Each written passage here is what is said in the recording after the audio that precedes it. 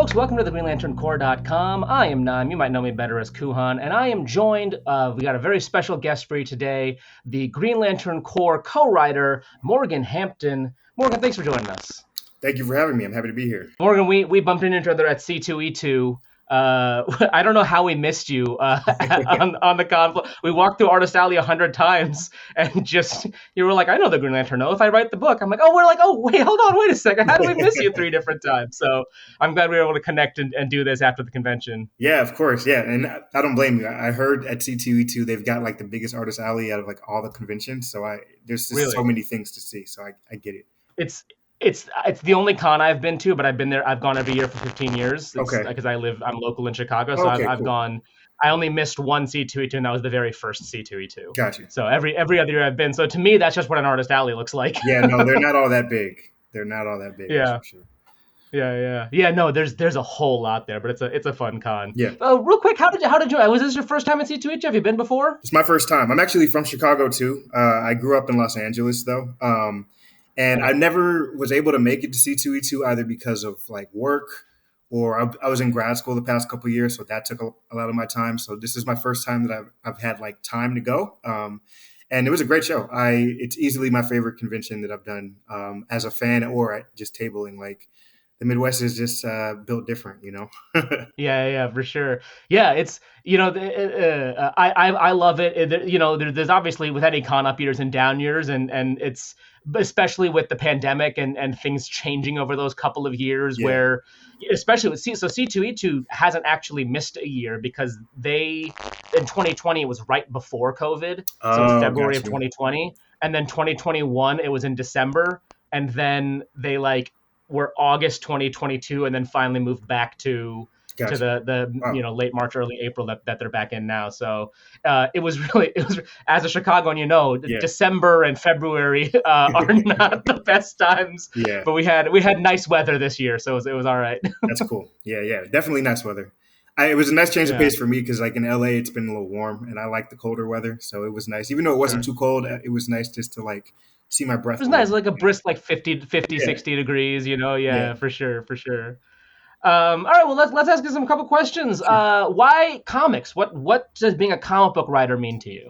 Yeah, I love that question. I think when I look back in hindsight, like comic books are what got me into reading as a kid. I never had the stamina for, the Harry Potter books when I was 6, 7 years old. And comic books, like I was drawn to the pictures and then like, oh, wow, there's a story here too. And it just got me into reading as a hobby. And as I got older and stayed into comics and started watching some of the shows that were adapted from comics and stuff like that, it got me into storytelling. It made me realize that I wanted to go down that path. Like, so I was born with hemophilia, which is a bleeding disorder. The way I like to describe it is I'm the exact opposite of Wolverine. He heals from everything like instantaneously. I heal from nothing on my own without the assistance of medication. So because of that, I grew up very sheltered. I couldn't go out and do things like a lot of my friends were doing. So I was stuck at home reading comics, watching TV, playing video games, which I guess doesn't sound like the worst thing when you're a kid, but like when you want to go do other things, like, and that's all you can do, like it can be tough. So I think the storytelling in general, coming from comics and all that stuff, kind of gave me a window into the world that I otherwise couldn't go to. And I think as I got older and realized that I wanted to write, like comics it was a no-brainer. Like I want to go back and do the thing that kind of like set me free, if that makes sense. Yeah, absolutely. How did you? I always say that the way I got into comics was at the library. There was always graphic novels and trade paperbacks at the library. Was it similar for you, or were you going to a local comic shop, or did you graduate from library to comic shop? That's what I did. I think with me it was my dad. Honestly, he had like long boxes in his basement, and I don't think he was the biggest comic book fan, but he grew up in like the 60s and 70s when the golden era or whatever, or a little, I guess that was the silver age. Sure. So he had a lot of those, and I think he was more of a collector than he was a reader. So he just had a bunch of stuff in his garage, and I was going in there and just like I said, I like the pictures. Like this stuff looks cool. Let me just like peel through. And I think the first things that like caught my attention, not even on a reading level, just like conceptually, was I don't know if you remember back in the late 90s. DC had kind of like an alternate universe called Tangent Comics. It was Yeah, like, yeah, yeah. yeah, I think it was Dan Jurgens. They gave him a whole universe. They were like, take all these names and flip them on their heads and do something different with them. And I was familiar with Superman and Batman and all these characters. And this was like my first introduction to like the multiverse. Like there could be different versions of things and not like rewrote my entire DNA. I was like, this is the coolest thing I've ever seen. And like, yeah, I Yeah. read those. I don't think I don't think I really understood what was going on other than like I knew Superman looked different in this universe, but that got me into just reading more from a narrative standpoint. And then a lot of it was just going through long boxes at my local comic book shop. Again, just picking what looked cool. It'd be like number 5 in a number 8 series. I wasn't like paying attention to the plot. It probably wasn't until I was like in 5th or 6th grade, and I was like watching stuff like the Justice League animated series or Teen Titans when I was like, oh yeah, no, these stories are really cool. Let me go back and actually read these comics that I have that I've just been looking at the pictures for, and that's kind of what got me into all of it. So what was the first comic that like really got you into it? 'Cause, like for me, my dad did read comics, but Yeah. it was never like superhero comics. My dad learned English reading Archie comics Okay. in Pakistan, so that was always like I would go back and there would be boxes and boxes of Archie comics to read. But in America, it was the same thing through the TV shows. But what was the first that you would say that this was the first book that you were like, besides obviously you said the Dan Jurgens Tanger comics, was there something else like when you started to like get into the reading that was the big for you? I think for me, it was that's a really good question. Really trying to remember, like outside of Tangent, it was probably like me going back and picking up like old Milestone comics that I would find. Like one of my favorite like hobbies, even to this day, is just going through long boxes at shops and at conventions and finding any Milestone that they have. And Yeah. there's surprisingly still a lot out there. And I think going back to like, I think my story is so much tied into like TV and comics. Like I was watching a Static Shock cartoon at the time, and I was like, I found out that they had comics. I didn't know they had comics at the time, so I went back and started reading all that stuff, and I was like, oh wow, like there's characters, there's a whole universe of characters that look like me, that talk like me, that are from backgrounds that are representative of mine, and all that type of stuff. So Milestone for sure is up there. I read a lot of Superman stuff as well. Again, kind of just like out of order stuff, but like Superman was Mhm. always something that was like the hopefulness of it just always jumped off the page, and I was really drawn to that as a kid. Speaking of Milestone, can you talk a little bit about your experience with the Milestone Initiative and, Yeah. and working on that and, maybe kind of feeling like you had to prove yourself? Because sometimes we'll see creators from ventures like that, pop up on an annual or two and then just never show up on the Marvel or DC ever again. But Yeah, no, obviously you did. absolutely. I mean, to this day, I'm still pinching myself that I was able to do that. I think I had been on like my own personal journey of trying to break into the industry for a couple of years at that point. I was doing some self-publishing and stuff like that for maybe like 3 or 4 years. And when that opportunity came up, I was actually about to start grad school, and I was like, I don't know if I have time for this, but I knew I couldn't pass up the opportunity because it's Milestone, and like it had been gone for so long, and now it's back. Who knows how long it's going to be around? I gotta apply. But yeah, it's just that what you said. It's just like, okay, I applied, I got in. Now I gotta like actually show my worth. But I think Yeah. what was really great about that is it was an answer to a call to action. I don't know if you remember during COVID. Joseph Illich. He used to be an editor at Milestone back in the day. He just No, wrote not familiar Shadow. actually. He just wrote Shadow Cabinet. And he's also doing a bunch of other stuff right now as a writer. But he started off as an editor. Um, he basically during COVID sent out like a call to action to like all the main publishers who were like posting like black squares or whatever after George Floyd and all that. And he was like, if you really are about that life or want to give people opportunities, you need to actually put effort into that. And I think DC was one of the first companies that actually answered that call, and that's what the Milestone Initiative was. Because like you said, they had talent development programs before, but it was never specifically geared towards kind of like opening the door to people that kind of have the door shut to them most of the time. So that's Right. exactly what this was. Black and brown underrepresented people got access in an unprecedented manner into the comic book industry, and it was a dream come true. They taught us, top to bottom, how to write, how to draw professionally, how to work with editors, how to navigate this industry after the initiative. Like it was an invaluable experience.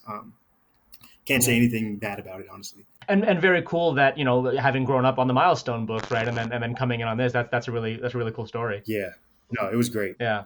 Well, let's talk a little about Green Lantern. What's your history with Green Lantern? Were you a fan before the project? Obviously, you said you read Superman and Milestone stuff, and Green Lantern appeared in the Justice League cartoon. Did you know anything beyond Jon Stewart from the cartoon, or were you, kind of coming in with it? I think as a kid, it took me a while to get to the comics. I'd say I was probably around high school for me, like when Jeff Johns' run came out or started. Sure. So like that's Me kind too, of when I really. I think we're about the same age. Yeah, I'm 32, so yeah. Yeah, me too. Oh, perfect. Yeah. 93, baby. Yeah. Yep. There we go. So yeah, that's kind of what got me into it on the comic side. But yeah, like when I was a little bit younger on the show, like Jon Stewart was my Green Lantern. Like I knew of Hal Jordan and all that, but I'm just like, this is my guy, you know? But once I got into the Jeff John run, and like that was a perfect time to get into it because he just like revitalized that whole mythology of the Green Lantern. Absolutely. That's when we started our show, was during the Jeff Johns run. Nice, that was the site started during that. The show started. It was really the Jeff Johns one was huge for Green Lantern for sure. Yeah, I mean it turned it into that's one of the first comic books I ever bought with my own money was the Sinestro. Yeah, no, it really turned that franchise into just like, you know, comic book fans liked it, but then it just made it so much bigger. Like, you know, it upped the status of what Green Lantern could be. So definitely that. In recent years, I like Simon Baz. I want more with Simon Baz, and I guess I can say like I get to do more with Simon Baz now that I'm writing on the book. But like his intro was cool, and the Green Lantern stuff with him and Jessica was great. And I like Jeffrey Thorne's run, that like 12 issue thing he did with John. It was like A story with John, B story with Joe. Oh, Far Sector also. Far Sector is incredible. And then I really like Philip Kennedy Johnson's run that just ended like late last year, and we're doing a lot of stuff kind of like that he like left off in that book that we're kind of dealing with in our book, which is really fun. I guess if you were reading from then, you probably saw some of the Fernando Pasarin stuff, right? Yeah. Growing up, I grew up reading Fernando Pasarin drawing. So what's the process like of working with him, and how incredible and consistent he is, and taking advantage of his considerable skill, and all that. So yeah, just talk about the process of working with Pasarin, and like he's been doing Green Lantern books since we were kids. Yeah, honestly, I think what's really great with him on this book is like this is his dream book. And he gets to come back to it and really like just ingratiate himself into it. So I think what's the number one thing I can say about him is just he's so passionate about these characters, about this mythos. And like, you know, me and Jeremy we'll turn in a script and I don't know how many comic book scripts you've read, and everyone does it a little bit differently, but like the way they kind of like taught us during the Milestone Initiative and the way I was like doing it when I came up is like they're always like less is more. Give your artist enough room to like breathe and like have agency and figure things out when it comes to composition and all that type of stuff. So a lot of times like you'll see panels that are like so rich and lived in, and we didn't exactly describe them that way. You know, like I think there's a panel or a sequence in issue 1 where they're at the precinct on Oa. It's like Joe and John talking. And we just described that they're at a Green Lantern Corps precinct and they're like turning in Kanja Row.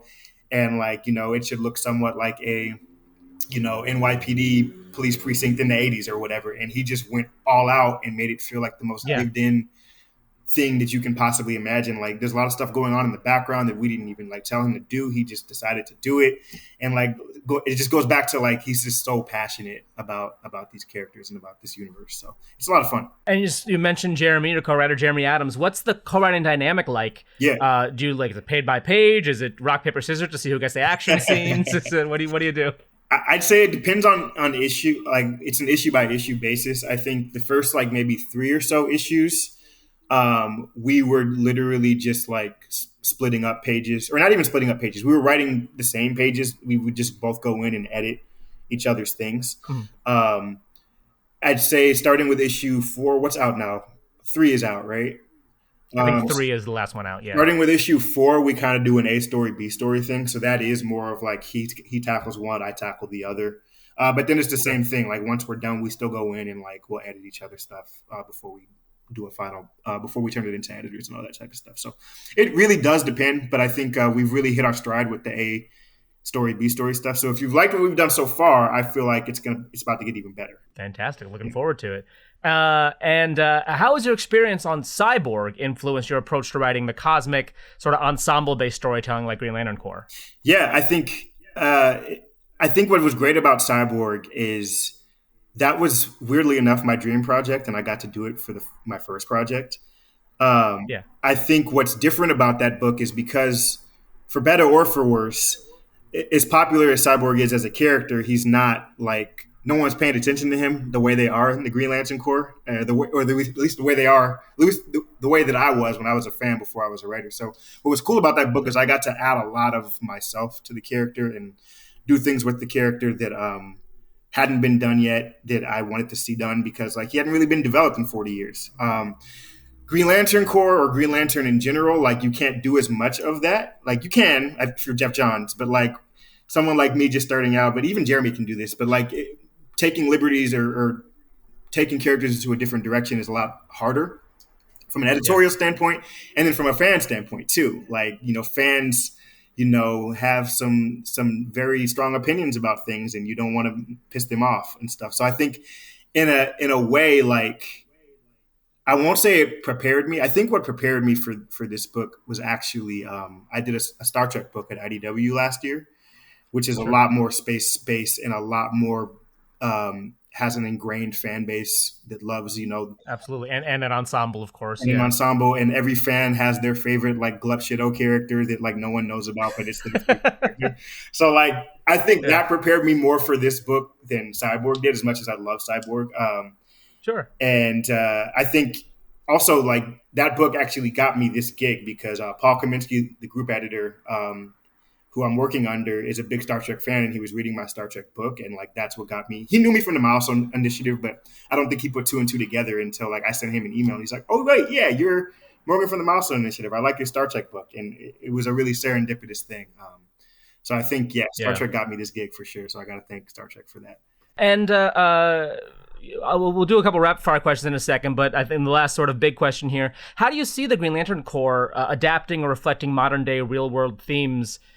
If at all. I mean, I personally, obviously, with the breakup of the United Planets stuff, really am seeing, there's definitely real world themes there. I can see it in there. How do you weave that in and maybe make it not too preachy and still be a fun, action book? Yeah, I mean, I think that's kind of what really excites me about writing. I really love character driven stuff.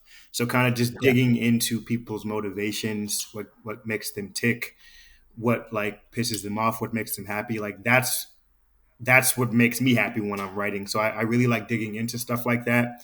I and to go back to your question too, I've had people ask me like, people of that have some melanin in their skin, like how do you reconcile writing a Green Lantern book, when they're essentially, space cops, and like that's a valid question. One of the very first pages of the book, right? John Stewart has the police the SWAT thing. That's a very valid question, and I think I don't want to spoil too much, but it's something that I would like to explore again, like you said, without being too preachy. Like, how can we differentiate what the Green Lantern Corps does from what we kind of like see the police do in our own society?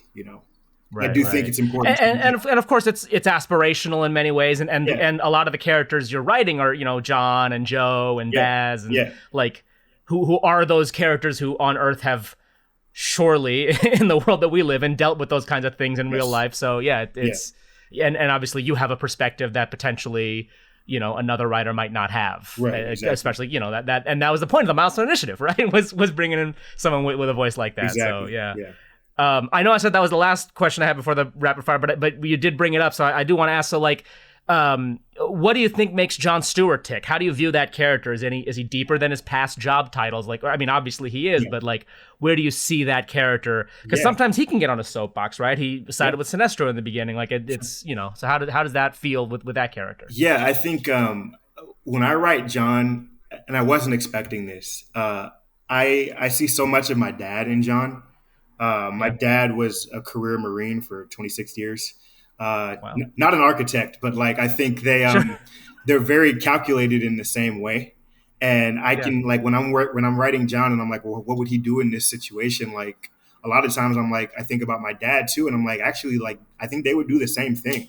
So like my dad has been kind of a guiding light to kind of crack John's voice and what makes him tick, and like like you said, like coming from like the military and now wearing another uniform in space, it's kind of sort of the same thing. Like, how do you reconcile with taking orders or being a person of authority, all those types of things? I actually like get into that a little bit. I have a story that's coming out next week in the Batman Superman annual, the World's Finest annual. That's a Jon Stewart like origin. It's kind of like an updated remixed version of like his origin from Green Lantern 87, where I kind of talk about all this stuff, like what does it mean to kind of like have to construct yourself, so to speak, out of a weaker version of yourself. So yeah, maybe come back and ask me this question in a week or two after you read that. But yeah. Great. Well, I'm sure we'll talk to you again soon. Let me ask a quick couple of rapid fire questions. Favorite Green Lantern? Jon Stewart. Jon Stewart. Okay, yeah. Fair enough. Yeah. Favorite comic book writer and favorite comic book artist? That's not you, not Jeremy, not Fernando. Yeah. Maybe somebody you haven't worked with directly. Yeah. Dwayne McDuffie for writer. Sure. Absolutely. Legend. Want to throw David Walker in there too. David Walker is like a mentor figure for me. Yeah. And then so many good artists, man. Sanford Green is up there. Dennis Cowan is up there. Kerry Randolph is up there. There's something. Fernando's up there. Jamal Campbell, like him a lot.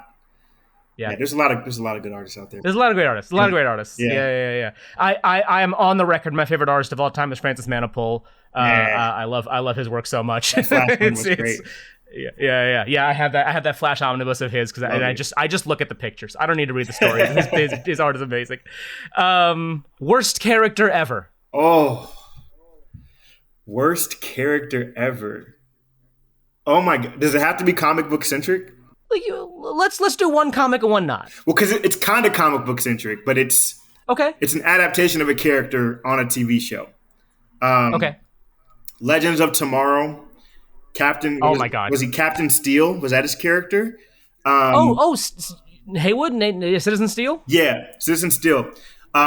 He was a fine character, but I'd say this what they did with him was one of the reasons why I'm like I need to become like a television writer, because they did something to me that was so egregious that it pissed me off so much.